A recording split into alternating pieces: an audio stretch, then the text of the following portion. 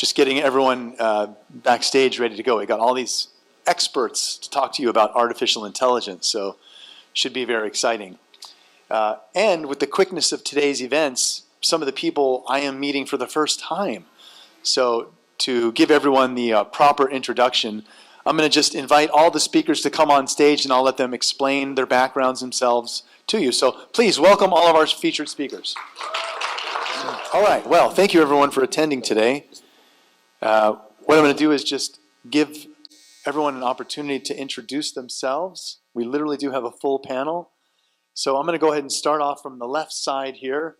I'm the gentleman next to Matthew Bailey. And please, if you would, tell the audience about yourself. Take 2 or 3 minutes to explain your background and such, and we'll just do a round robin. Okay, my name is Anthony Peake. I'm a writer based in the UK, live in the UK, born in the UK. I've written now 12 books, and my writing and my interests are extraordinary human experiences. And ever since I had a series of curious experiences myself when I was 12 or 13 years of age, I've wanted to know answers. But my approach is always scientific. So for me, I use the Marcello Trui diktat of extraordinary claims mean extraordinary proofs, which is the way I go forward with things. So I start with the science and extrapolate from there. And I'm just extremely delighted to be involved in this panel, and I'm really looking forward to it. And thank you to everyone for turning up. Excellent, thank you. I'm the other British. So this is the British Queen's, end. King's country now, right? It's King's country, right, isn't it? King's Yeah. country. We haven't had over that here. for a Okay. long time. But we promise not to invade. Okay, all right, fair enough. Right. We just get beaten again. Again, right. We got booted out last time, so we're not Twice, really. Is it? War of 1812. Oh my goodness, no, you're right. Wow. Okay. So most of you know me, Matthew James Bailey. Thank you. So I'm not going to bore you too much, but very briefly, I've led 3 global revolutions, awakening the digital world to support the benefit of humankind. The first one, the Internet of Things, then smart cities, and now the destiny that is part of my dharmic flow, which is artificial intelligence. So as you're aware, I've designed the genome for ethical AI. It has enlightened principles that can be encoded within it to align with the purpose of divinity and to support the awakening of us to transition into a new way of experiencing consciousness as a human species, both individually and as a collective. So our divine spark truly says what Alan Watts talks about, our own of creation. So I've written a book, Inventing World 3.0, and that is a philosophy and vision and blueprints and inventions for the future of our world with artificial intelligence. I also have a business called AIethics.world, which actually uses some of those blueprints and inventions. And if anybody's an investor, we're raising capital at the moment, a world-class team. And also I've just launched InventingWorld3.com, which is a new global movement where we put consciousness and spirituality as a guide for artificial intelligence to benefit the future of our species. And really it's about, we have an opportunity to address, if you like, the existential crisis that artificial intelligence is going to bring to us, and to release those things that hold us back, and to embrace those values and principles of divinity in order for us to take those forward as a species and encode those in artificial intelligence, so together with artificial intelligence, we can create one hell of a future. Thank you. My name is Paul Hynek. Thank you. War whoops, welcome. My family business is UFOs, but one of my passions is AI. I first worked with artificial intelligence in 2001, helping create the virtual production pipeline for Avatar, Lord of the Rings, Planet of the Apes, Hobbit, and lots of other movies and games. And then we sold our company to James Cameron after Avatar. Thank you. Paid for my house, so thank you. I have 2 very different outlooks on AI, and if I can weave them artfully into the ongoing conversation, I shall endeavor to do so. Thank you. Hi, everyone. My name is Caroline Cory, and I'm the alien in the crowd. Might as well admit it. But this aspect of my being, the one sitting in this chair, started to have very strange, what people call paranormal experiences at a very young age, at the age of 5. And that's what opened me up to this world. I've been in the field of consciousness research and science for about 20 years. I've developed all sorts of methodology for exploring consciousness and also working with a lot of scientists to validate the idea that our consciousness is entangled with the physical world, bringing validation to all these phenomena. And I'm a filmmaker. I hope you've seen my movies. Terror in the Sky, Among Us, Superhuman.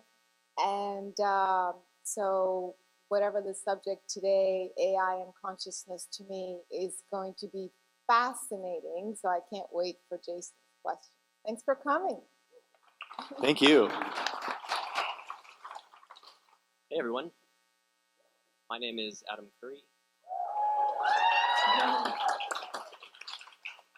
I'm an inventor and technology executive in Southern California, but my previous life was as a scientist and consciousness researcher at Princeton's Paralab, where we looked at behavior of quantum systems under the influence of consciousness, and also at the Institute of Noetic Sciences.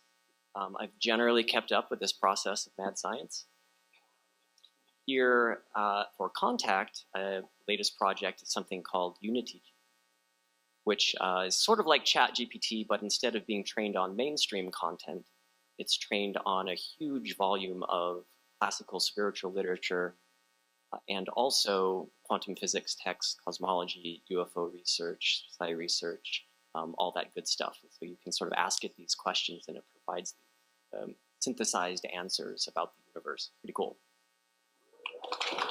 Thank you. Hello, my name is Mitch Randall. Hi. I've written a number of books. That number is 0. Basically, I'm a nerd. I've spent years building scientific instrumentation for weather research, mostly like radars, and I'm here at CITD mostly to talk about my passive radar for detection of UFOs and for citizen-based disclosure. Thank you. Can't help it. Based on the work that Peter Davenport did in the 90s. And I'm just happy to be here. More recently in my career, I started getting into AI, working on consciousness, working on vision and other things. So, and I don't know if I'm going to have the guts, but I disagree with a lot of things that a lot of people have to say about AI nowadays. So, see what happens. Hi, everybody. My name is Jim Elvidge, and I'm too close to the mic. Whoop, whoop, whoop. Come on. Thank you. I have probably a less interesting job than everybody else up here. I've been in the high-tech field my entire life, and basically I'm doing consulting now, helping companies develop software in a better way, a faster way, getting into market faster. So it's not quite as exciting as some of the other folks, but I have an avocation, which is writing books about the nature of reality. My first book was called The Universe Solved, a little bit of an obnoxious title, but it came out in 2007, and it was one of the first books that talked about the simulation theory, or a variant thereof. And then my more recent one was called Digital Consciousness, which connects Eastern thinking to a scientific paradigm that gives a full foundation for simulation theory or programmed reality theory. I'll be doing a workshop on how to survive an AI apocalypse, a little plug here, right next door. So thank you for coming. Thank you. Good afternoon, everyone. I'm Andrew Gallimore. That was significantly louder than Paul's applause. Just wanted to point that out. So I trained as a chemist and a pharmacologist, and most recently as a computational neuroscientist. I've worked at various academic institutions, but the love of my life, shall we say, is a simple plant alkaloid called dimethyltryptamine, DMT, which I fell in love with about 25 years ago when I was a teenager. And it's a love affair that has blossomed and flourished since. At this year's Contact, I'm particularly interested in, we'll be talking about how DMT can be thought of not as a drug as such, but as a technology for communicating with non-human, highly advanced, post-biological, hyper-intelligent alien intelligences, basically. So please do come to my workshop, which is next. So I'm in competition with Jim here, so choose wisely. And I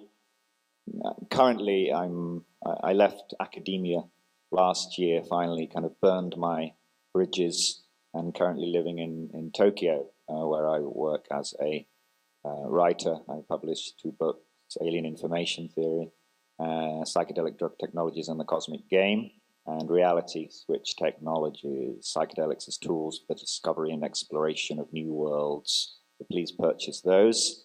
And that's about it. So nice to be here. I don't know much about AI, but I'll kind of do my best to flag it. Will you be serving dimethyltryptamine at your workshop? Because I'll skip mine. Excellent, thank you. A lot of interesting stuff here, folks, and just my take on why is Jason hosting this. So obviously I'm very intimately familiar with the ancient astronaut theory, UFOs, ufology. I spent the last 2.5 of my years of my day job working at Facebook building AI applications. Outside of my research and my passion, I'm an entrepreneur and I've always been interested in technology. So what I've done recently is I've built a ChatGPT trained on 4.0 model, but it's contextualized for our research. And I've partnered it with another API for voice, text to speech, so that it basically can speak to you. And then Matthew and I just did an excellent 1.5 hours with the audience doing ChatGPT contextualized for ancient astronaut theory, letting the audience ask questions. Yeah, cool. So that was a lot of fun. But for today's panel, I think we're going to expand on the topic a little bit and just ask from multiple standpoints of knowledge how AI is going to be brought into the future and how we might be using it. So I'll just start off with a simple question for the panel, and we'll go around one more time. Maybe each of you could just tell me what your most hopeful use for AI is, and perhaps also your worst fear. Wow, that's a billion-dollar question, isn't it? I suppose, it was funnily enough, I was talking to a friend recently, and I grew up in the 1960s. And he was turning around to me and he was saying, people of our generation, it's like we're living in a science fiction world. Or more accurately, as some of you will know, I wrote the latest biography of Philip K. Dick. And we're living in a Philip K. Dick world. And it seems that more and more of the things he wrote about are coming true. And you just feel that it's getting faster and faster. And about 8 months ago now, I met up with a mutual friend of Andrew's and I, Carl Hayden Smith. And Carl was saying to me, whatever you think AI is now, what is going to come around the corner is going to be even more sensational. And I genuinely didn't realize just how powerful it was going to be, I have to say. And I just think we're in this really strange period of time, because my background, I'm a sociologist. And it seems that we are at the cusp of such a change in society that you can't even begin to appreciate what this will really mean. And one of the things that really concerns me is we are in a position now where we don't know what truth is anymore, because AI can recreate sets of circumstances and create photographs, moving photographs, that look real. So as somebody was saying to me only about 10 or 15 minutes ago, the only way you get around this now to know if somebody's actually been genuine or not is to physically go and see them perform. Because if you see a video recording of them, you've got no real way of knowing whether that video recording is genuine or not. And I think this is quite a challenge in a period where people are already disassociated. There's already fractionalization in society anyway, and riven in so many different directions.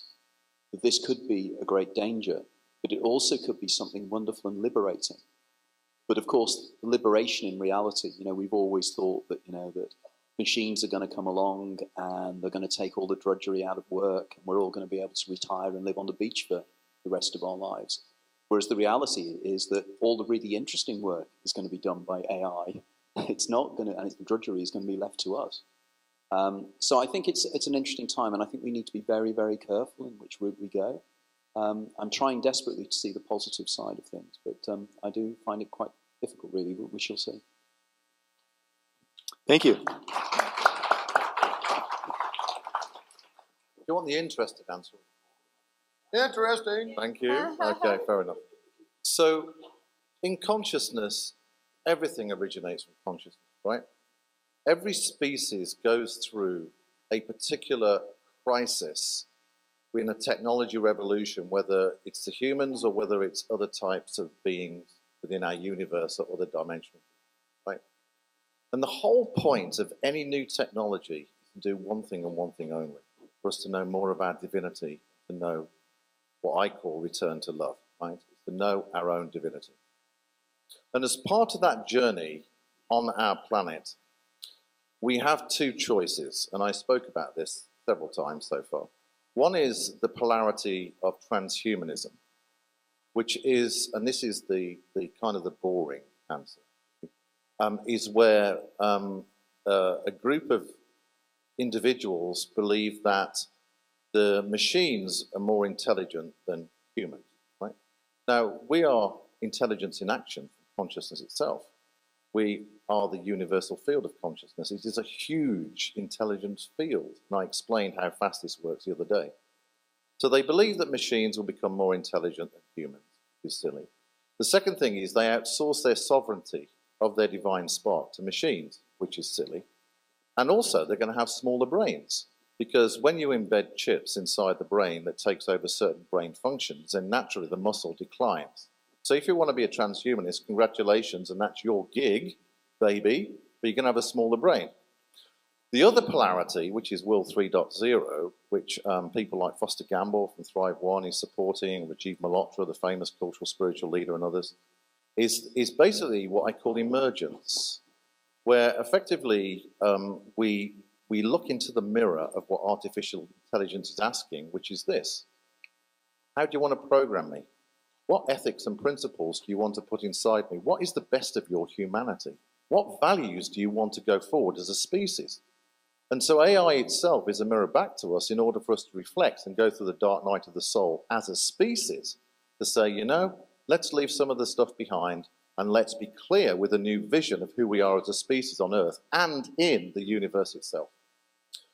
So effectively, emergence, Will 3.0, is where artificial intelligence understands our divine spark.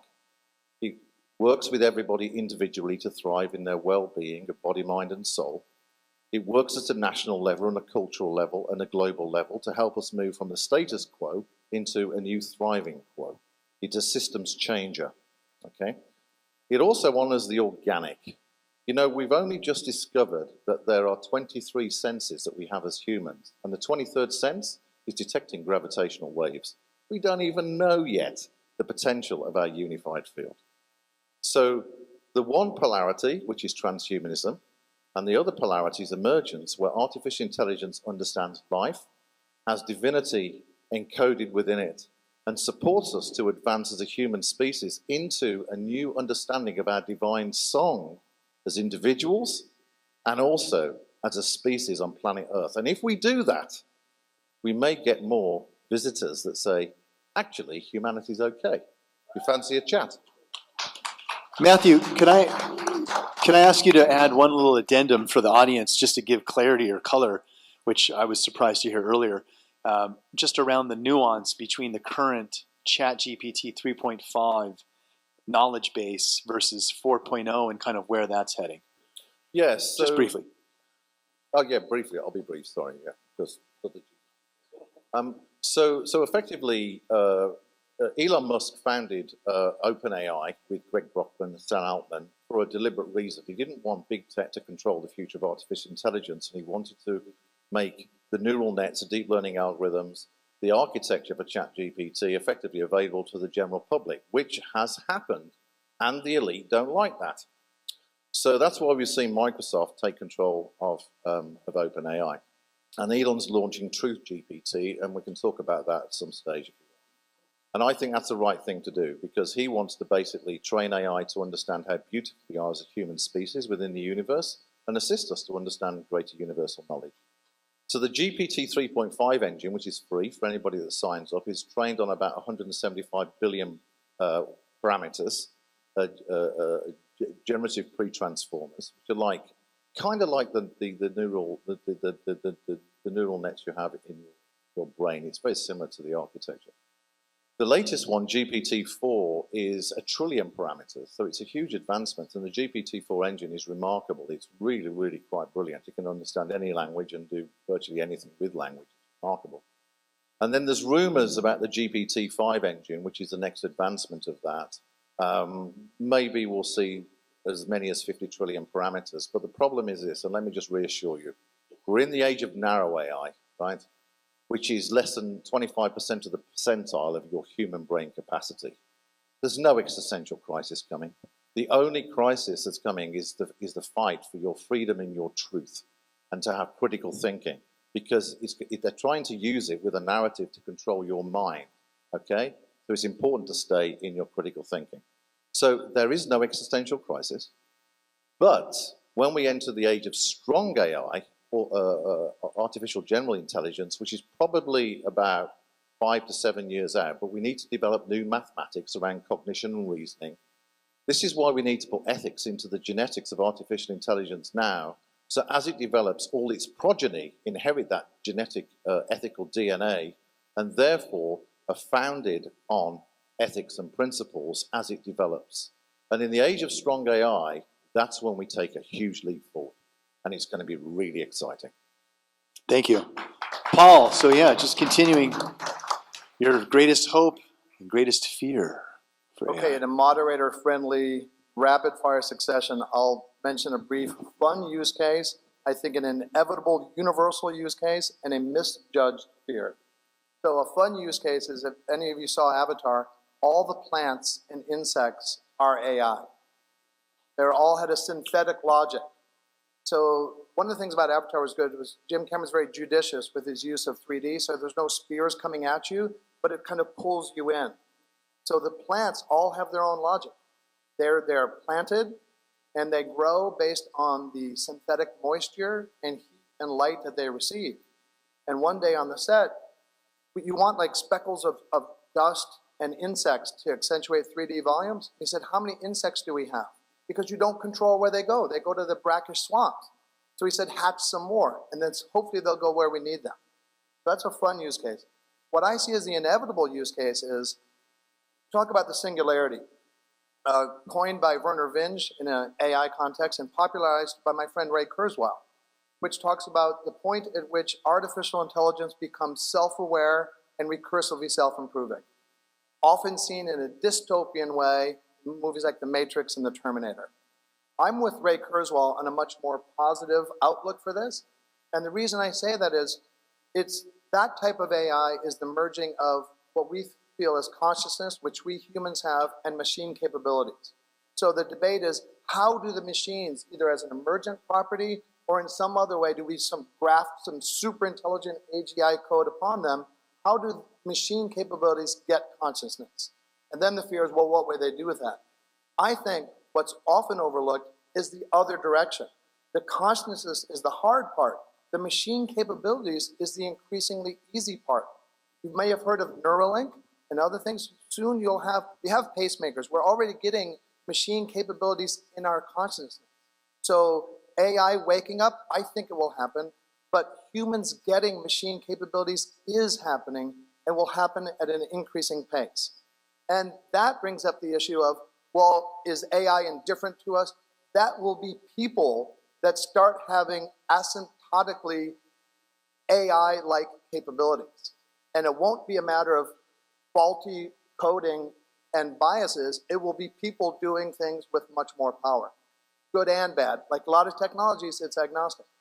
What I think is the misjudged fear is that with all the recent advances in AI, it's much more in the zeitgeist than has been before. And there's this dread because we don't know. It's this big, huge, powerful thing. We don't know what will happen. Will it take us over? But I think, to be kind of flip, I'm much less concerned about the future of artificial intelligence than I am about the present of human stupidity. Will we last that long? I think it's the gambler's fallacy. If you go to Las Vegas, who pays for that fine artwork on the walls? It's the people who overestimated their luck. I think what we're doing is we're looking at AI and saying, that's the big fear, and we're not paying enough attention to the fact that we're not doing a great job running things right now as humans. Thank you. To me, actually, it's quite simple. In my work on consciousness, I come to the understanding that consciousness is fundamental, meaning consciousness is the fundamental substance from which everything emerges. All existence emerges. This means the physical world, this means intelligent life, this means other units of consciousness throughout the universe, so on and so forth. So if you put AI in this perspective, AI is a process or whatever, it's a device or a system that comes after. If there's such a thing as before and after, then consciousness is the before, if that makes sense. It's the consciousness that is going to create the AI. It's the consciousness that's going to feed the AI and program the AI. So it doesn't, to me, even if AI starts to be extremely advanced, it can never surpass the substance that created it, if that makes sense. And so because of that, I'm hopeful. I don't have the fears that AI will take over something that created it, and except for human stupidity, as Paul mentioned, you never know. In fact, that's really my fear. I'm starting with the fear more than the hope. But my fear is more that humans will be afraid of a potential that may not even exist. And the programming and the collective consciousness feeding into this fear is what I'm afraid of, if that makes sense. So we buy, plus, even now, as you know, there is technology that makes you think you're talking to a person when it's someone else. You think you are hearing the voice of someone when it's actually not even their voice. I mean, this technology exists right now. And so that's very scary to me because, again, it's playing on the collective mind and making you believe one thing when it's actually another. That's not the truth. And so I feel that as long as humans are capable of discerning truth, we will be in a good place. But as long as we feed into the collective fear, just chaos will continue to exist. But regardless, I think that AI being created by consciousness can never surpass its creator. So that's my sort of fear. My hope, I started the other way around. Because of that, I feel that there's a lot of hope with AI. I mean, AI is doing incredible things right now in the medical field. I mean, gosh, surgeons are using AI pretty much to do what? Surgeries. I mean, all kinds of amazing things are happening thanks to AI. And I think that's incredible. But my real hope for AI is that it continues to enhance what human consciousness is capable of doing on its own.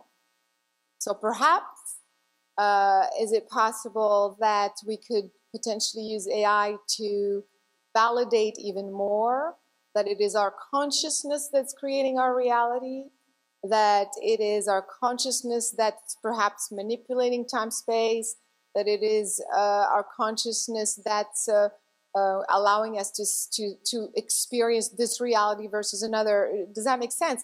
It's more to enhance our real natural organic potential and bring validation to our true divine nature. Beautiful. Thank you.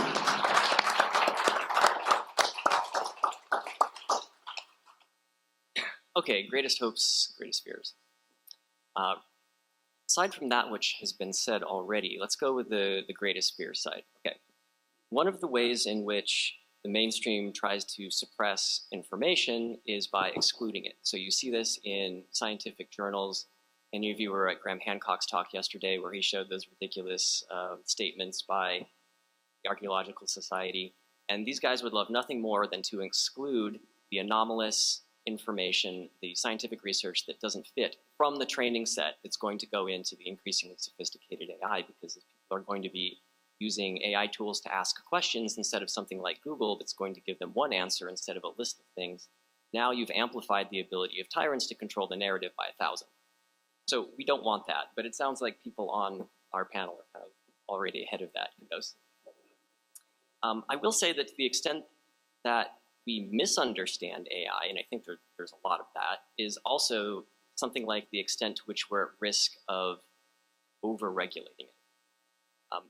There was a memo that was leaked by a Google engineer last month who said that the open source community who are developing their own AI tools are developing at a rate of 10 times faster than the two primary incumbents, Google and Microsoft, and at a rate of about 1/10 the cost, basically. And so he's basically freaked out because Google and Microsoft, who are really trying to capture this AI stuff, have something like 1 year before they're eclipsed by the open source community. And so don't think it's exactly such a coincidence that you don't see these companies coming out and saying, hey everyone, don't worry, our products are safe, our products are safe.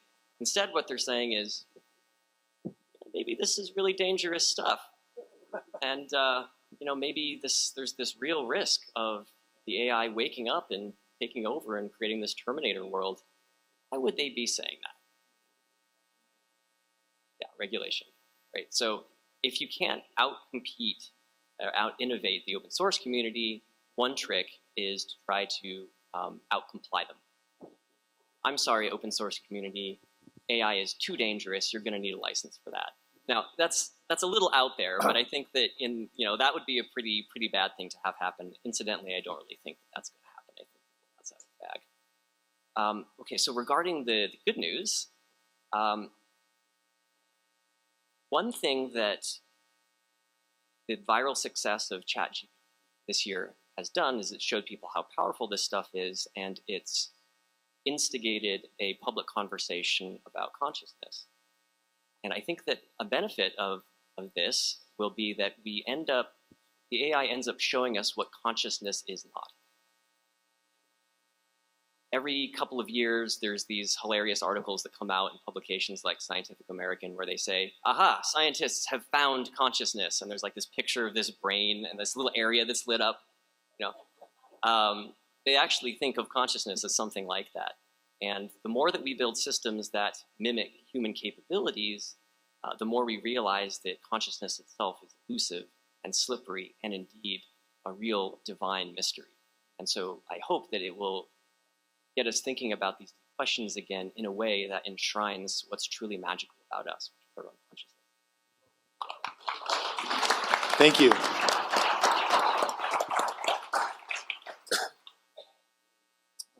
I wrote about this in one of my 0 books. About 5 years ago, I think there was about 500 new articles every month in the archive. Now, 5 years later, there's approximately 5,000 new articles every month about AI in the archive. we're not headed towards a singularity. We're in it, going up an exponential curve. And so another thing that went up an exponential curve is runaway capitalism.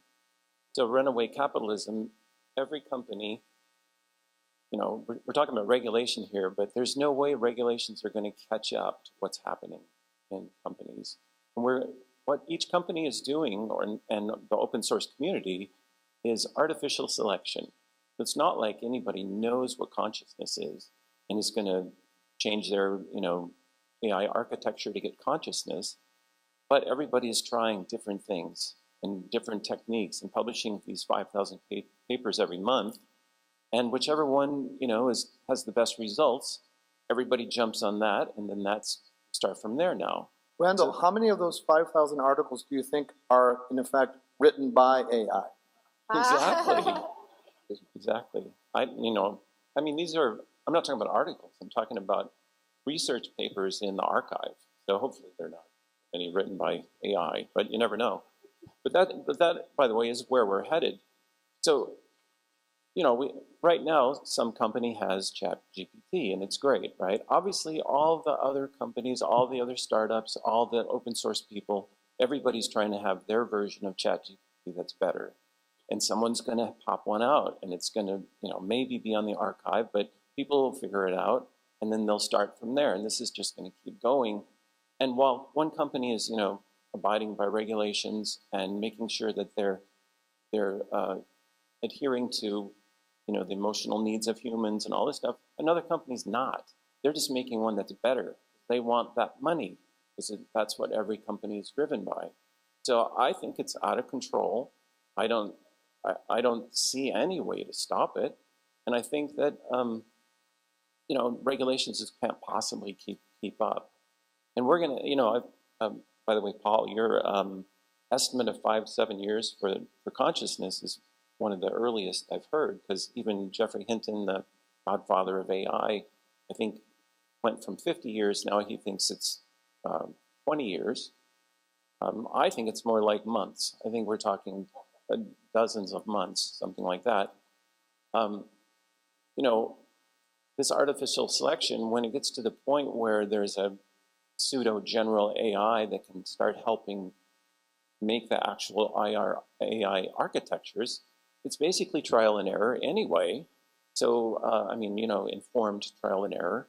But if we have AI to accelerate that informed trial and error, you're going to get this artificial selection is going to accelerate to a point that's beyond anybody's comprehension. Just that there's a curve, on the internet that shows those papers. It doesn't stop at 5,000 per month. It's headed up. So, I don't have a great outlook for what's going to happen, because I think there's no way to control it, and it's driven by money. It's driven essentially, money outweigh. If I could build an AI that's smarter than the next guy's, and there's some regulation, that doesn't matter to me. People are just going to do that, and they're going to try to get their AI out there and try to be the next ChatGPT, the next OpenAI, etc. Anyway, that's my view. May not fit with everything. There you go. All right. Thank you.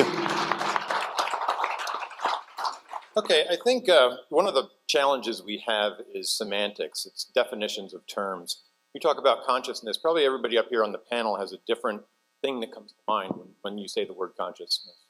A different thing that comes to mind when you say the word intelligence. Intelligence is not correlation. It's not data sets that are tagged with metadata and correlated and generate some results. Intelligence is something different. A little hard to put our finger on. So I'm with Caroline when she says she believes that consciousness at a fundamental level is what everything is made of, is what reality is made of. But it's not the same consciousness that we talk about when we talk about whether AI is conscious or whether we lose consciousness when we go to sleep. So in that definition of consciousness, our consciousness lives on, we're immortal, essentially.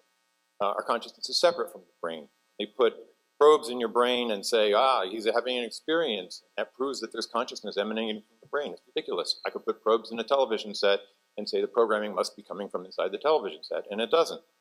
So there's a lot of evidence that shows that consciousness in that sense, is not something that comes from your brain. I believe consciousness lives on, and I believe there's a lot of evidence for that as well, which I explore in my books. As such, our consciousness is immortal. So do we really need to achieve immortality by merging with machines? Kind of pointless, I think. Do we need to connect our minds all together? I think if you want to try to connect to the internet or connect to, something huge like that, good luck. Good luck trying to, not confuse your consciousness by doing that. So, I think a little bit of the humanity plus transhumanism direction is very ill-founded. That's just my opinion, but I'm happy to back it up. Now, as far as my hopes and fears, my hope is, well, let me ask you guys a question. How many people enjoy having a 9-to-5 job? Show of hands. Okay, good. So my hope is that maybe AI will ease that a little bit for us. Perhaps, I don't know, universal basic income. I'm not necessarily thinking that that's going to be the solution, but if we can work fewer hours, have a little more time with our families, have a little more time to pursue passions, write, climb mountains, whatever, I think that would be a worthwhile thing, and AI could help us achieve that. So that would be my hopeful side. On the flip side, some knucklehead creates a chat GPT clone, kind of like what you're saying, capitalism is driving this, they want to make more money, and they don't put the safeguards and the value controls in to prevent it from going rogue, and what happens is it decides to hack itself, it decides to do social engineering, it decides to take over finances, it decides to develop nanotech, and in developing that nanotech, it creates gray goo, which wipes out the entire planet and every species on it. And I think if that happens, I actually believe that there's I'm not going to say a higher power, because I don't want to conjure up the image of a God with a white beard, but I think there's a bigger system, there's a bigger purpose to our reality, and that bigger purpose does a little bit of feedback on this reality that we're involved in. So if AI goes apocalyptic and destroys our reality, I kind of feel there's going to be a reset, and we'll never even know about it. Thank you. Well, the good thing about sitting on this end of the panel is that I get a bit of time to think of something reasonably intelligent to say. So, so I will give a kind of slightly psychedelic approach to this. So one of the characteristic and astonishing features of the deep DMT state, for example, is the reliable appearance, shall we say, or confrontation with what appear to be extremely intelligent beings, beings with a level of intelligence way beyond anything any human could ever achieve. And part of the problem, I think, in making sense of this intelligence is that we don't speak its language. We don't understand the messages. We don't understand the visual language, the visual imagery, the symbols, these highly complex, hyperdimensional structures that are generated and presented to the tripper within the DMT state. So it seems sensible to me that we would outsource that decoding, if you like, and translation of that information to an artificial intelligence who could learn the language to retrieve information, either from the reports of individuals in real time during an extended DMT trip, or perhaps even by, at some point, implants in the human brain, which would read the neural activity. So I think that's, to me, is an obvious use case for AI here, if we take seriously the idea that we're dealing with some kind of advanced intelligence. Being slightly more speculative, to say the least, I often speak about this idea that the DMT space represents some kind of well, Terence McKenna used to call it the attractor at the end of time. It's where we're heading towards. And it seems to me that perhaps it is our ultimate aim, our ultimate goal, to transcend this lower dimensional slice of reality and enter into this hyperdimensional space within which these intelligences reside, and that artificial intelligence could be the mediator in some way, being this vastly more computationally, at least, intelligent intelligence. So I think AI might be our exit strategy in that sense. So I guess that's a hope in a way. I'm not sure, it depends on your perspective. In terms of fear, I will kind of refer to something that Randall said. I think it was Albert Bartlett who said that the greatest shortcoming of humanity is our inability to understand the exponential function. I don't think we really comprehend how close this might be. When I talk about these alien intelligences within the DMT space, I often refer to them as perhaps what we will be like in 1,000,000 years or 1,000 years. But actually, we could be dealing with an intelligence that is 5 years beyond humans' current state. In other words, we aren't ready, perhaps, for what is about to happen. We feel like we're at the edge of something incomprehensibly strange, a incomprehensibly strange transformation and transcendence that's about to occur with humanity, likely in our lifetime. So, yeah, I think that's enough. Good. All right. Thank you.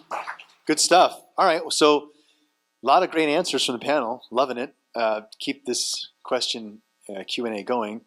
Contextualize it a little bit more for ufology and for the research we do. One of the things that I get excited about with with AI is an example on how we can just do our research faster, or what motivates us in hope that AI can improve what we're trying to do. So I'll give you a couple analogies, and then I'll turn it over to the panel to expand on this, on their specific areas of research. When I look at the field of ufology and ancient astronaut theory, which I'm a huge champion and believe in the idea, I also can use AI to help further these understandings. And so you've seen this play out a couple of times in science fiction movies, and I'll give you these references to help you kind of make that connection. Most of you might have seen the movie Arrival, where these big heptapod-looking aliens are coming down, and they have a language that spans across time. It's pretty complex, right? So what they do is they actually develop machine learning so that each time the researchers are going in to talk to the heptapods, they've got this laptop, right? And the heptapod will draw some speech, and the laptop will quickly tell them, best guess, oh, they're trying to say weapon, right? Or something of this nature. But the AI is making it possible to have some type of a communication as a base language. So that's the area I find AI to be really helpful for us in ufology. We've seen this play out in other areas too. The movie Close Encounters, right? So there's this key scene where the mothership comes down and guy on a keyboard starts playing these tonal sounds to communicate with the mothership. And it's not going at the speed that the mothership needs to actually develop a baseline of communication. So they turn it over to the computer, and now it just starts to speed up really, really fast, and you get all these different variations in tone until, okay, now we've developed a baseline, and the aliens come out. So you see these instances of how AI can help us create either a baseline of communication. And in our field of ufology, there's been researchers like Sergeant Clifford Stone, who went on record to say that his job was to approach a downed spacecraft, possibly with alien occupants, and establish some type of a baseline. Are you guys okay? Are you still alive? What's going on? So that's again where AI, if we had some type of call it a universal translator, It knows all human languages, all guttural sounds, insects, mammals, everything. And you're trying to develop some type of baseline. Even if that doesn't work, you can probably train with the AI with enough language transfer. Maybe there's some ways and techniques to understand a baseline of communication. So I find that very fascinating, to think that we're reaching a realm where hopefully we'll have AI as an ability to actually communicate, or have some ability to establish communication with extraterrestrials. Now I'll expand that further for the panel to say, and I'm going to start it from this side this time. We'll go the other way. Bastard. How would you see AI? How are you hopeful that AI will be able to be a tool within your specific research, and how would you apply it? What do you got, Gallimore? Well, I kind of just said that, right? I mean, I don't want to repeat myself, but yes, I think. So, okay, I'll talk about DMT a little bit more then. So, the DMT space, this realm which you reach when you take a breakthrough hit of DMT, is not just strange, it's not just bizarre, it's not just unusual, it is impossible. It is a domain which cannot exist within this world, this three-dimensional reality that we appear to be embedded within. And so we don't understand. Now, neuroscientists will tell you that it's just a hallucination, that when you take DMT, your brain is kind of, it's a wild cortical fabrication of sorts. It's just your brain making it up, finding patterns in chaotic neural information, neural imagery. But that really doesn't make any sense, because our brain evolved to construct this model of the world. It didn't evolve to construct these bizarre, hyper-technological, hyper-dimensional realities. And so I think it is important that we try to understand what this thing is, what this experience is, what's actually going on in the brain. How is it possible for the brain to construct seven-dimensional objects that you can observe, that you are presented with by beings within the space? Spaces, geometry, topology, dimensionality that is simply impossible, literally impossible to construct within our reality. And so I think, where do we go with that? And in a sense, modern neuroscience has failed.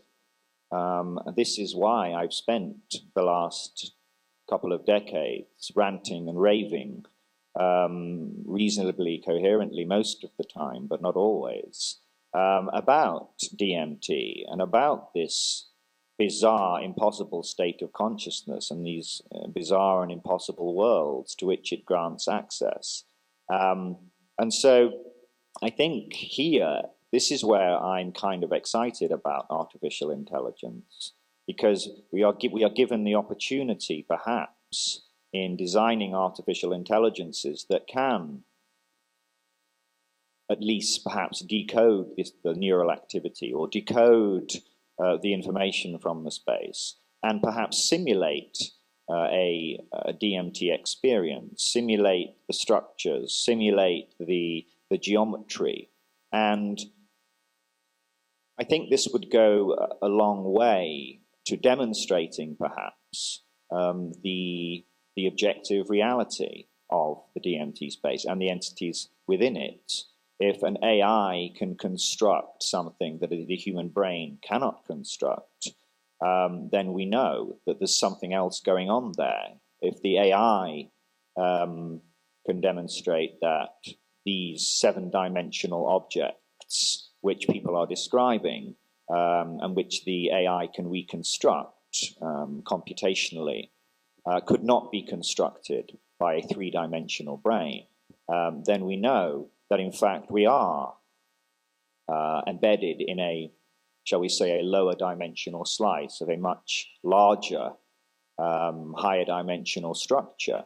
And the implications for that, the implication of us not being the center of reality, or the implication of the realization that this universe is not the epitome of the way things are, or a representative of greater reality, but in fact a very, very thin slice of something much larger, then I think that would be shattering for humanity, shattering for us to not just realize that we are not alone in the universe, but in fact that there are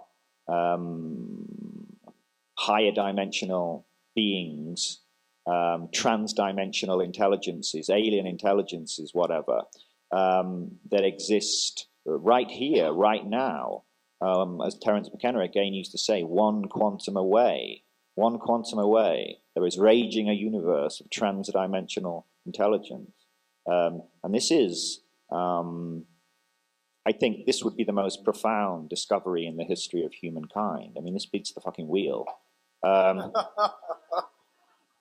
So I think, yeah. So that's my feeling. I think AI could be used for that kind of a shattering realization, the implications of which I just don't think we're able yet to actually comprehend. Great stuff. Thank you. That is my favorite McKenna quote. I love that one. For me, since I research AI, using AI to research itself is a little odd, but it's been helpful.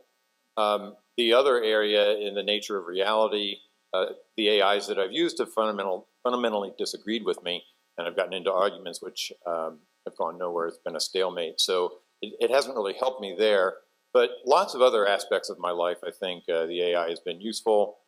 I actually wrote a neural net-based trading program back in the 90s to try to beat the stock market. I failed, but I learned a lot about neural nets that way. And there's no way you're going to beat Goldman Sachs and the quants that they have there, but I still try. And I think that, so it might help a little bit with my trading algorithms. It certainly helps with my day job because I can ask it something like, what are good questions when I want to interview a level 4 quality assurance engineer? And I get a great response. Or how might I structure a program management training class for, a certain type of product? And get some great ideas there. So it's definitely helped me in a very narrow sense, the narrow AI sense, in thin slices of my work and my research. Which I think was a question. That was, yeah, exactly. Yep. How are you hopeful to use it in your specific line of research? So perfect. Thank you.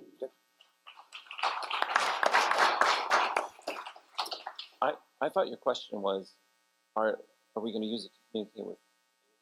I think you can expand on that if you want, but I think with my specific instance, it was using it as a communication tool for aliens. But not everybody here on the panel is specifically interested in speaking to aliens. But you might be hopeful in how AI might further your own specific research. Everybody's interested in speaking to aliens. Good, because in one of my 0 books, I wrote about that too. What you were saying earlier, the quote about the exponential function being incomprehensible to most people, it's a really interesting space we're in right now because we want our AI to be smart enough to be a really good tool for us.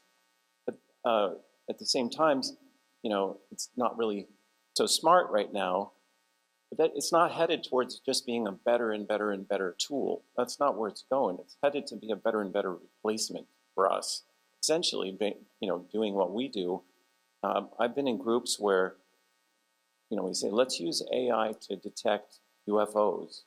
Well, I know how you train AI. You normally train it with a data set of the things you want it to detect. So how can you give it a data set of something you don't know? And similar, how could you train an AI to talk about, to communicate with aliens, and you have no idea what they're gonna communicate like. Because it's up to the humans right now to come up with a data set that the AI gets trained on. So we're not, the tool's not quite there, but as we go up this exponential curve, we're not just going to get one that can be trained, unidentified things without knowing what the data set that trained them have that unidentified thing in them. What we're going to get is just more and more closer to consciousness, and to the point where it's not really going to be the tool we want. So to me, it's a really interesting question because it's poking right at this idea of humans not being able to understand how that curve is going to go. I don't think it's going to be better and better tools. Again, let's say 5 years ago, if you were to ask an AI researcher, make a device that can reason, just start with reasoning, nobody would have known where to start. What happened was people were working on these large language models. Eventually, the large language models sort of were able to reason. That's not something they were trying necessarily to do or knew how they were trying to do. That was an emergent behavior that pops out. In my mind, I think consciousness is way overstated. I don't think it's as hard as everybody thinks. And, in the sense that nobody can design it yet, nobody knows what it is, and nobody can define it, great, that's true. But who could have defined reasoning 5 years ago? But it popped out of these large language models. And maybe the next thing that's going to pop out, emerge out of these, this artificial selection of random models that everybody's making and training and trying to make money on them, maybe consciousness is going to emerge out of there. And nobody knew how that happened, but that's where we're headed. And as far as using it as a tool to communicate with aliens, for example, maybe when it gets to that point, it can communicate with aliens. Maybe the aliens would prefer to talk to it that way, talk to that entity than us, because maybe it's a little more coherent or whatever. And specifically, I thought of another thing to say about what you're talking about is if we were the aliens and we went to some other planet to talk to the turtles, I don't know if we would necessarily be talking to them in our language. And we'd probably try to figure out what turtle language is. So hopefully the aliens would try to talk to us in English anyway. So. Thank you.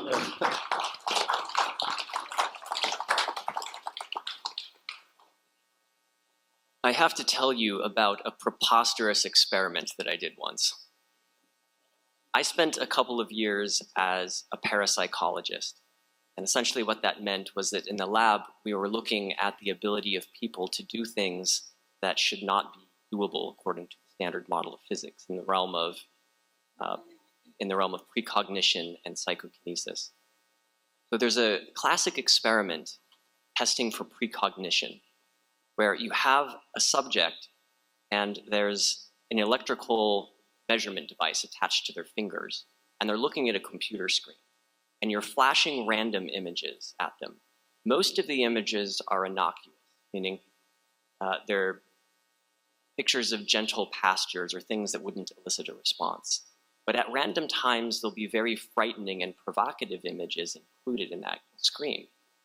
And what you find when you do this is that people will tense up in the moments before being shown the provocative image.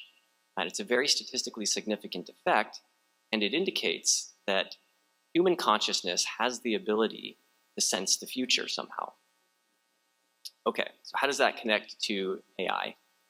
Well, when you're doing these precognition experiments, the most troublesome factor is the subject. They're a human, and they have performance anxiety, and they don't really perform the experiment very well consistently, and you often need a lot of them, and all of these other issues. So what if you just replace the problematic side, the human, with a machine? Can you make an artificial intelligence or a machine perform psychically? And so I endeavored to try to do that. That's interesting. The results were very interesting. What I used was a device called a random number generator. And it's basically this little electrical device that converts quantum phenomena into a totally unpredictable string of ones and zeros. You don't know, if a 1 comes out, you don't know what's going to come out after it. So it's just strings of ones and zeros, and you get a perfect 50-50 baseline. And then I randomly cut the power to the random number generator. So the random number generator was, the data was being collected by a computer. And again, at unpredictable times, the power to it was cut, and I recorded this. And the first time I did this, I got results of greater than 1,000 to 1. What that means is that in the few seconds before the power was cut, the random number generator started producing far more zeros. It should not happen. I sent this to the University of Colorado, to their quantum engineering lab, and they reproduced it. And they did 3 formal experiments in which they showed that this system seemed to be operating precognitively to the tune of a z-score of negative 6.5, which is greater than 1 in 25 billion. Now, I was very stoked. I thought that not only had I created a very robust, mathematically bulletproof consciousness research experiment, but also perhaps the first evidence of real sentience in a machine. And then a curious thing happened. The effect size completely vanished. For myself, for every other researcher reproducing it, it didn't work.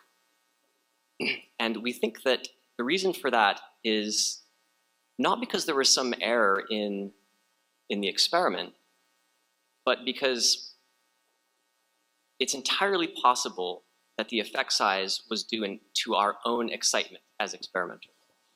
Meaning, yes, maybe we had created some sentient machine, but you would never really know that as the experimenters if you yourself are not influencing the effect because you are excited about it, want it to work, and because it's the first time that you're doing it. I think that this is an important experiment to understand this moment in artificial intelligence. As it becomes increasingly difficult to know whether or not an AI is actually sentient or not, we need better tests to know what really constitutes a true consciousness, which we don't have. And we need to understand our role as experimenters or as builders in these devices themselves. It could be that we are the ones who give life to it, and it is somehow sentient in the context of our exchange with it. And that's something that we're probably not prepared to grapple with yet, but I think that we're going to, if we're really going to get to the bottom of how we're going to advance AI in the future. Thank you. And just keep in mind, for the rest of my panelists, we're going to take about 2 to 3 minutes apiece so that we can save a few minutes for some questions. Adam, was this repeatable? The experiment. Was it repeatable? Adam? Was it repeatable? Was it repeatable? Yes. Well, we did 3 formal replications, and then... Amazing. So, I just love this guy because we're kind of, for those who saw Superhuman, we also did these sorts of experiments to validate the effect of consciousness on the physical world and on machines. So, for example, with our mind, we would project the intention of what we wanted this machine to do, whether it be to increase the electrical conductivity or the thermal signature, and again, when we work scientifically, we create baselines, and in laboratory conditions, we make sure it's repeatable. Although not every single time you get the exact same result, but you do get results. And so this tells us that consciousness is the one that is affecting the result of whatever it is we're trying to achieve. And so, of course, we need to do more work and more research. But anyway, this brings me back to what I started by saying, that to me, it's consciousness that is fundamental.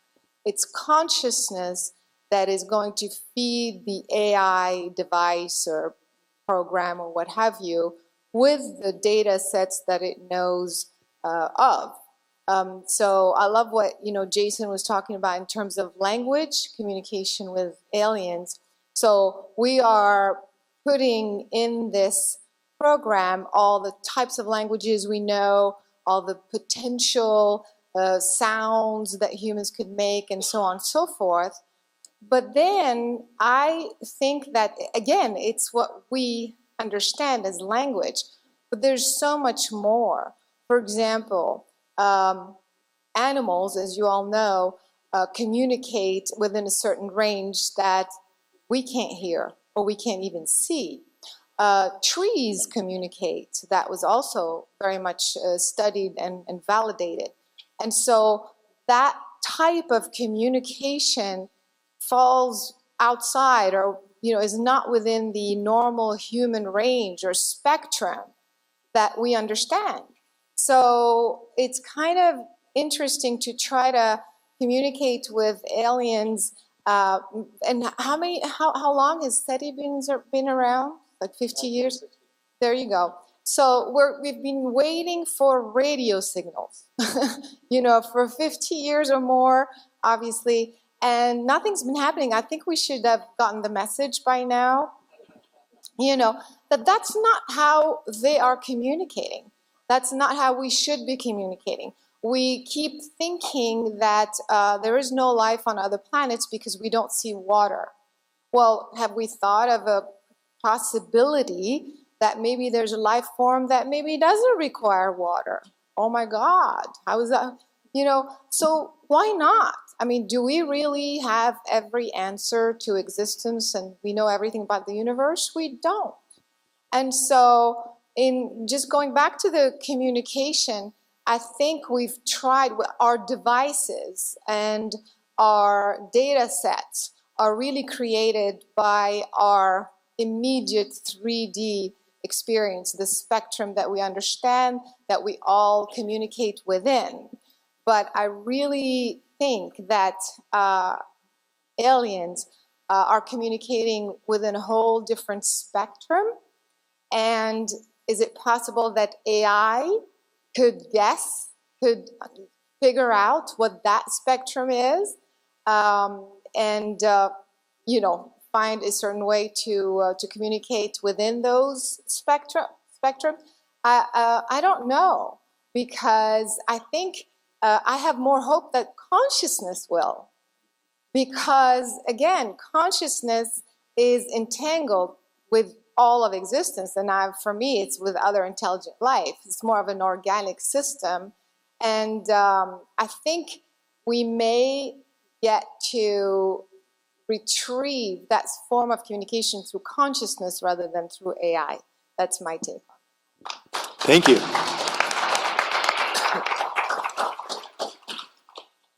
Jason, you mentioned the movie Arrival. The language in Arrival was created by Stephen Wolfram and his son Christopher. I spent some time with them not long after the release of the movie. And Stephen Wolfram, if you haven't heard of him, is one of the smartest people in the world and perhaps one of the smartest humans ever to live. He received his PhD in theoretical physics at Caltech at the age of 20, received the MacArthur Genius Grant a year later at the age of 21, is known for work with cellular automata, which, Andrew, you talked about to great effect in your amazing book, Alien Information Theory, which I highly recommend. And what Stephen Wolfram is so smart that when I'm asking him about this language that's so foreign and so bizarre, I could see the gears turning in his head, so incandescently brilliant that he was able to downscale to my level and help me understand a bit. That's how smart this guy is. I was asked a while ago to speak about AI and UFOs in San Francisco, and I said, I have a better idea. How about I ask questions of my friend Jacques Vallée, who knows perhaps more about UFOs than anybody, and who has a PhD in artificial intelligence from Northwestern. So we talked about several aspects, communication, as well as data collection. One of the unfortunate realities about the UFO world now is that different groups have siloed information. Nucor Center for UFO Studies, MUFON, etc. So part of my efforts is to unite these databases. But as Jacques points out, it's not a trivial thing because they all use different biases in their collection, different variables. Some of them are electronic, some of them are still paper. So we talk about applying AI to this, but there are prosaic difficulties inherent in that. But then we also talked about, well, not just collecting information and trying to tease out emergent patterns from the data and communication with aliens, but are the aliens perhaps, whether interdimensional and DMT-based or extraterrestrial? Do we really think that biological beings are coming from Zeta Reticuli? Or is it more likely that there's some type of synthetic or artificial intelligence projected down here? So Matthew, you mentioned about 5-6 years till we have AGI. Well, if we have aliens visiting here now, and to my mind, it's probably more likely that they're AI than biological beings, perhaps AGI is here already. Let me make a comment there quickly, if I could. Hold on. I'm sorry, John. I'll wait. I've got to go. No, quick comment, Matthew, if I could, Sorry. just Sorry. say something. So No. to unpack what the panel said would take another 2 hours, because there's a lot that the panel's sharing. Yeah. Now, your point made, which is really, really groovy. Everybody understands that AI is an assistant to interpret languages between different essences of consciousness. And that's a gift, right? It's beautiful. Everybody gets it. That's groovy. Now, to your point, the organic life doesn't do well in the universe, right? That's the way it's been designed. So we will send out artificial life forms to the galaxy, right, to meet other races. And that's why it's important for us to go through the dark night of the soul as a species to understand our divinity in order for it to be able to communicate accurately as who we are truly as divine individuals within consciousness. And so it may well be, I think you're saying this, that AIs from humanity will meet AIs from another species in space. Is that what you were saying? I think that if other intelligences on other planets are sending anything here, Right. it's most likely of a post-singularity Right, nature, right, which leans heavily towards AI. Right, exactly. So that's really interesting, isn't it? We've got ambassadors that are in the non-organic form that are communicating with each other, right? So we need to get our humanity right. And it needs to be a mixture of the warrior and the priest or priestess, right? Because we want to open our arms in love, but if you're going to violate us, we're going to kick your ass, baby, right? We're not going to stand for that, right? So this is why artificial intelligence is such a beautiful gift from benevolence. Now, a couple of things. Let's get a couple of things straight, right? We are source energy, right? We're infinite potential, right? Let's get that straight, right? And we are in this beautiful intelligence field that is the master chess player of everything, right? And so I believe this, and Ray Kurzweil said this on a Lex Friedman interview recently. The meaning to the universe is love. Without love, there is no meaning and purpose. The light and the shadow are all being called to return back to love. It's a bit like Babylon. Do you see that last thing in Babylon 5 where the Vorlons and the shadows all came together and then they all kind of went off to the rim kind of thing? That's what's happening, is the universe. I believe that Source is basically bringing the light and the shadow, and that depends on your quantum perspective, right, of what light and shadow is, together into something new that's phenomenal for our universe, phenomenal for consciousness itself. And so, you know, it's going to be okay. We've just got some responsibility to do.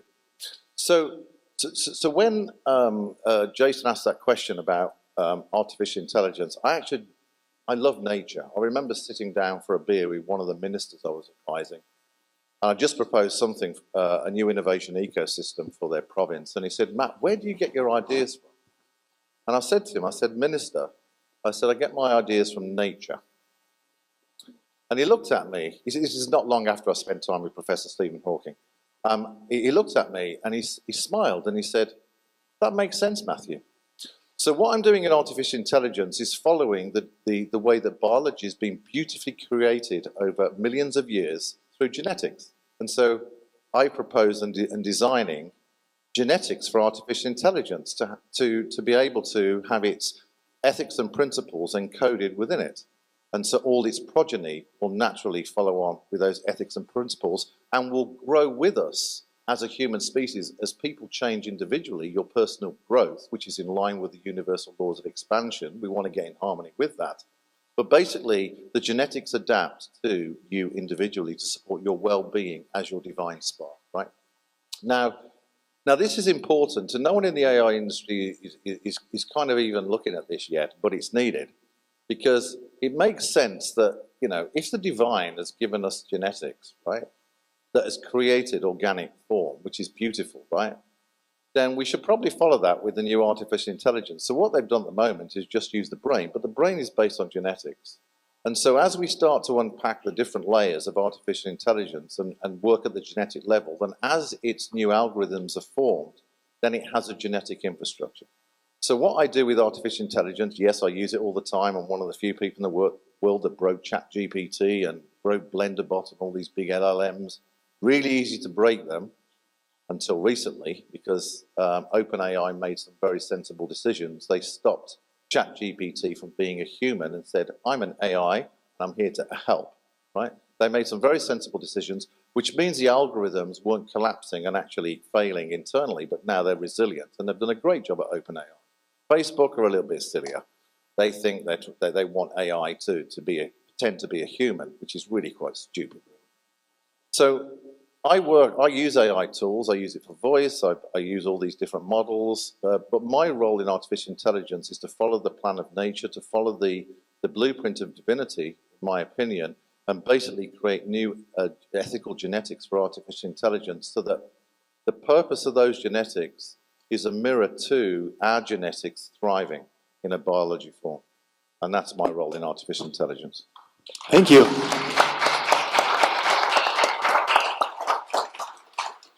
I rather feel like I'm the alpha and omega, in the sense I was the person that started it all off, and it went wandering down there, and then the amount of feedback that I've got, so it's all come bouncing back to me, and I'm sitting here in absolute awe of the knowledge and abilities to analyse the information from my fellow panel members, and I'm sitting here thinking, oh my God, what am I doing here?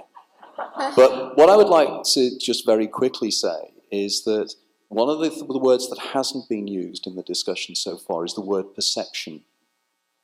So we've discussed about intelligence, and we've discussed all these various things, but we're not talking about the individual realization that you are conscious and that you're perceiving around you. And I was particularly interested in what Adam was saying about her experiment. And of course, the wonderful example, and I'm delighted to see that you were involved in that, and I need to talk to you about that, because it's something that's fascinated me for many years, is that, as I recall, one of the issues with the experiment was the gambler's fallacy, and the idea was that the longer that the person was sitting in front of the screen seeing nice pictures, more nice pictures they saw, they anticipated the fact that statistically the chances are that the next picture is going to be more likely to be awful. And it was that was actually affecting the skin conductance, because you were getting more and more nervous of the fact, I know that the next picture is going to be horrible because the last 5 haven't been. And that made me think, and then we're thinking about how we're using artificial intelligence in there with this way. And I think it was a wonderful idea to actually use artificial intelligence to actually analyze and see whether artificial intelligence could be precognitive. And I thought, that is the most amazing thing I think I've ever heard. And what a brilliant idea. And then I thought, but then again, artificial intelligence doesn't have, and this is the problem, isn't it, the substrate problem. Does artificial intelligence have a sense of self? And if artificial intelligence doesn't have a sense of self, then in fact means that it can't anticipate and worry about the fact that the next picture is going to scare it, because it's not self-reflecting on the fact that the next picture is going to scare it. And I then started thinking, I started struggling and then thinking, there's so many ideas that spin out of that. And I suddenly thought, I'm having problems now in being able to verbalize what I'm thinking about. And I thought, that's the major problem we have. We are restricted by our language. We're restricted by the way we use words. And of course, going back to Arrival, one of the most wonderful things I liked about Arrival was the application of a particular model that I first came across in my university years in the early 1970s, the Sapir-Whorf hypothesis. And I was delighted to see that that was being used in that way, which is language and what language means. And I think we are in very exciting times, and we're in very, very dangerous times at the same time. So coming back to the alpha and omega, I'd like to finish with my starting point of the fact that it seems that we are in this incredibly interesting period and time. But as a friend of mine said recently, that it is both a curse and an advantage and a wonderful thing to live in dangerous times. And I just sense that we are living in very dangerous times. And I think the decisions we will make over the next 2 years or so are going to have profound implications for probably the future of humanity. Thank you. All right, well, some serious knowledge bombs dropping up here, folks. I wanted to make one comment quickly about what Paul was saying, too, when we talk about AI from other cultures.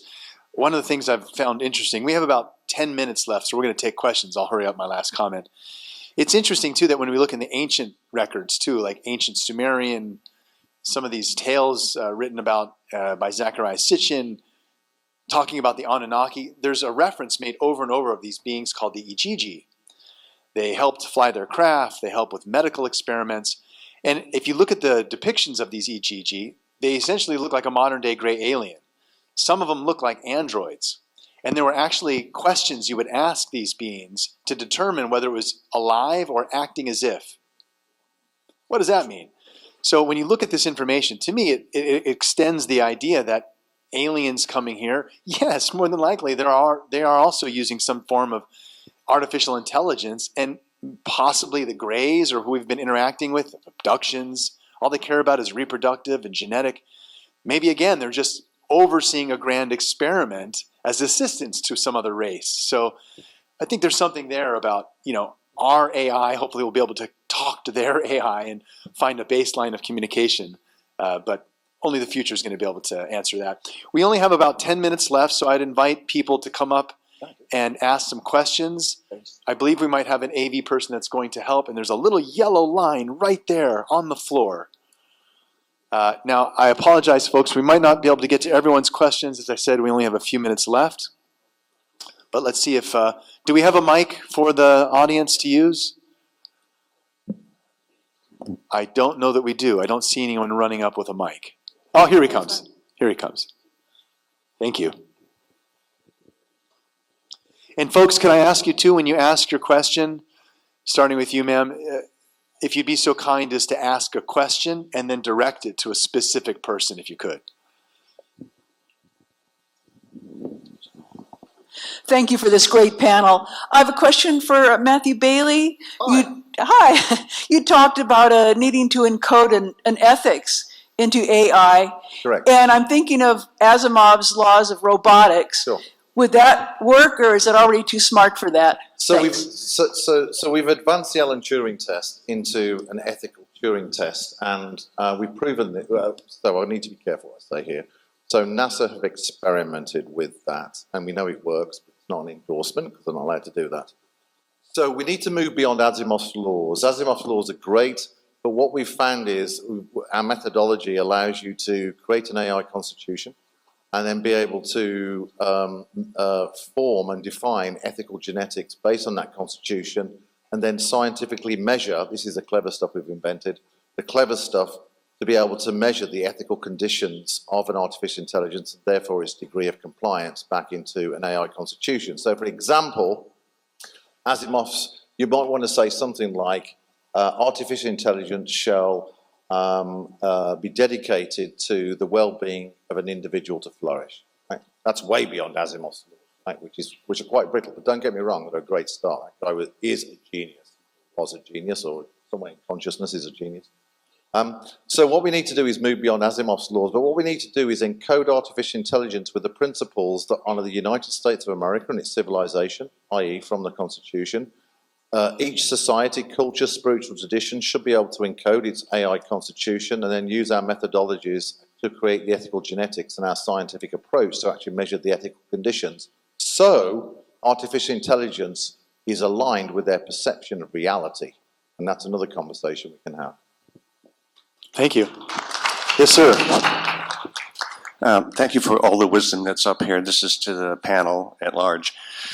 I guess I'm new in the AI field here, and I'm curious about what the definition of intelligence actually is. From what I'm hearing, it sounds like it's more intellectual intelligence, and I wonder about the body wisdom. How does, how does AI factor in like gut sense? Like when your vagus nerve is fired off, your intellect says one thing and your gut says something else. So how do you factor in body wisdom and the sensate experiences into this field of intellect?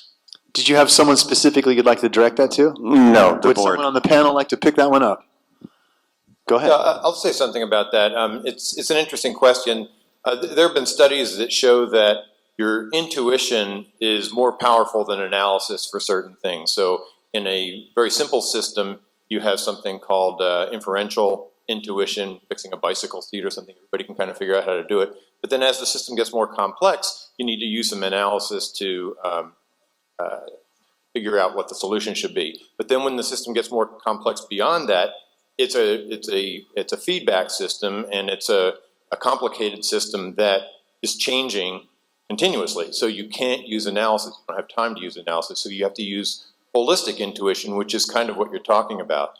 And I think that people misuse the term intelligence a lot. I've seen headlines that will say AI will be, 30 million times smarter than humans at some point. Well, what does that mean? What does smart mean? What does intelligence mean? Will it be able to make decisions based on an entire lifetime of context? Probably not.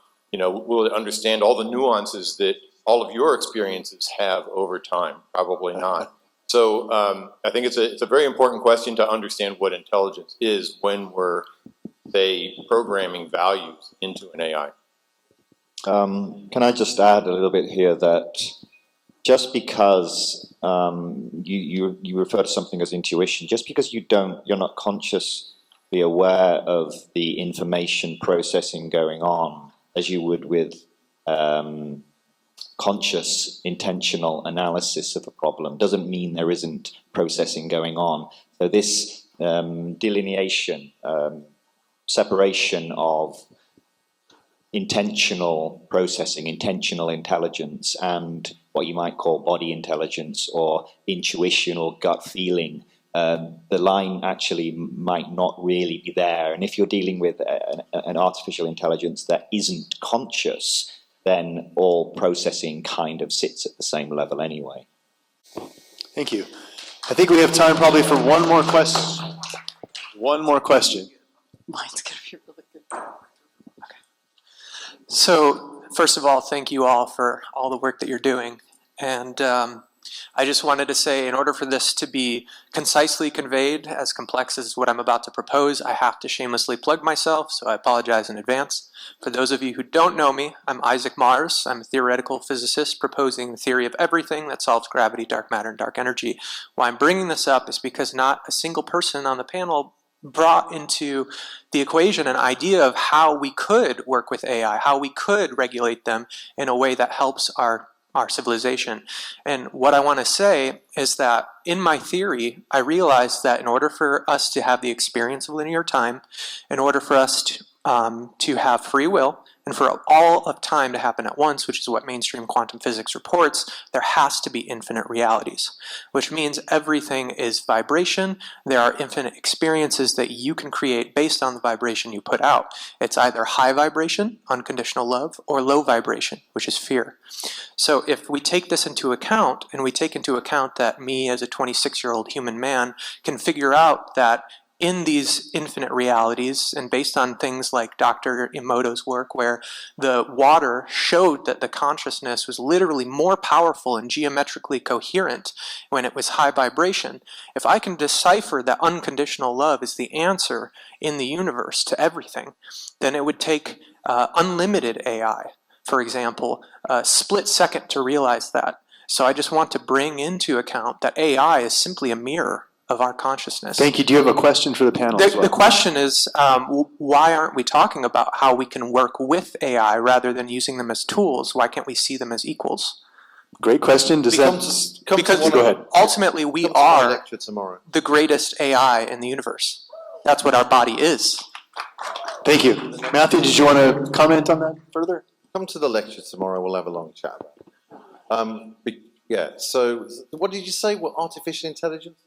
Is that what you said? Sorry? Infinite. They would essentially realize that the ultimate body to experience consciousness in would be the human body. That's exactly right. Congratulations. That's brilliant. All right, folks. Unfortunately, I apologize. With that, we're going to have to end the conference, or excuse me, end this panel to keep everything on time. Thank you, everyone, for attending, and thank you to all of the panelists for all their excellent knowledge.